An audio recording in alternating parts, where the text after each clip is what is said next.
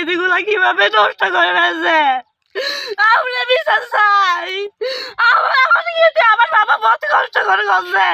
কক্সবাজারের পেকুয়া উপজেলার সদর ইউনিয়নের পূর্ব মেহেরনামা পুহল গেরগুনা এলাকায় রাতের আধারে নিভে গেল একটি পরিবারের স্বপ্ন।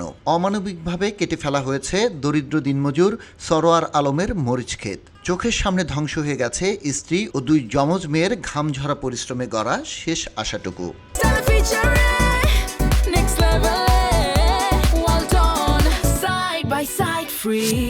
দুই মাস আগে আলমের স্ত্রী কানিস ফাতেমা ও তার দুই যমজ কন্যা রাফিয়াতুল হাদিয়াতুল জান্নাত এবং হাদিয়াতুল জিনাত জমিতে মরিচের চারা রোপণ করেছিলেন। প্রতিদিন রোদ ঝড় বৃষ্টি উপেক্ষা করে তারা কাজ করেছেন। মাদ্রাসা থেকে ফিরে অল্প খাবার খেয়েই মাঠে নেমে পড়তেন দুই কিশোরী। তাদের স্বপ্ন ছিল এই মরিচ ক্ষেতের আয় দিয়েই পড়াশোনা চালানো, সংসারের কষ্ট কিছুটা লাঘব করা। ইতিমধ্যে 2 দফা মরিচ বিক্রি করে তারা পেয়েছিলেন 65,000 টাকা। কিন্তু মরিচ চাষে খরচ বেশি হওয়ায় প্রকৃত লাভের আশায় বুক বেঁধেছিলেন সবাই। কিন্তু গতরাতে অজ্ঞাত দুর্বৃত্তরা এসে মরিচ ভর্তি গাছগুলো কেটে দেয়। সকালে খেতে গিয়ে সব দেখে জমিতেই লুটিয়ে পড়েন কানিস ফাতেমা। থামানো যাচ্ছিল না তার কান্না।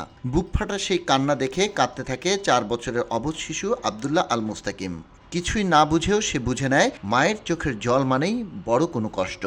যমজ দুই বোন কাঁদতে কাঁদতে বলেন, আমরা বিচার চাই।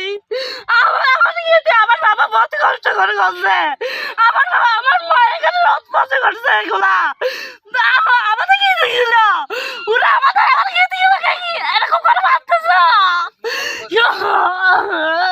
স্থানীয়রা জানান মরিচ গাছগুলোতে তখন প্রচুর মরিচ ধরেছিল আর কয়েকদিন পরেই বড় অঙ্কের লাভ হওয়ার কথা। কিন্তু সব শেষ হয়ে গেছে এক রাতেই। সরোয়ার আলম ও এলাকাবাসীর অভিযোগ, তার বোন ইয়াসমিনের সঙ্গে পার্শ্ববর্তী জমি নিয়ে দীর্ঘদিন ধরে বিরোধ চলছিল। আমার জমিন উনি ওনার দায়িত্ব লইছিল, ওনার লওয়ার পরও এইখানে আর কেউ জ্ঞান নাই, গাছ দিয়ে নাই।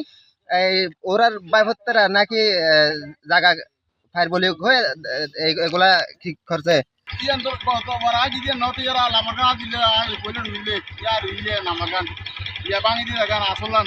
এই ঘটনায় এলাকায় তীব্র ক্ষোভ ও শোক নেমে এসেছে। অসহায় পরিবারটির চোখের জলে আজ প্রশ্ন, কবে থামবে দুর্বৃত্তদের এই অমানবিকতা? কবে নিরাপদ হবে একজন দরিদ্র কৃষকের ঘামঝরা স্বপ্ন? খবরের কাগজ, নিখাদ, নির্ভীক, নিরপেক্ষ।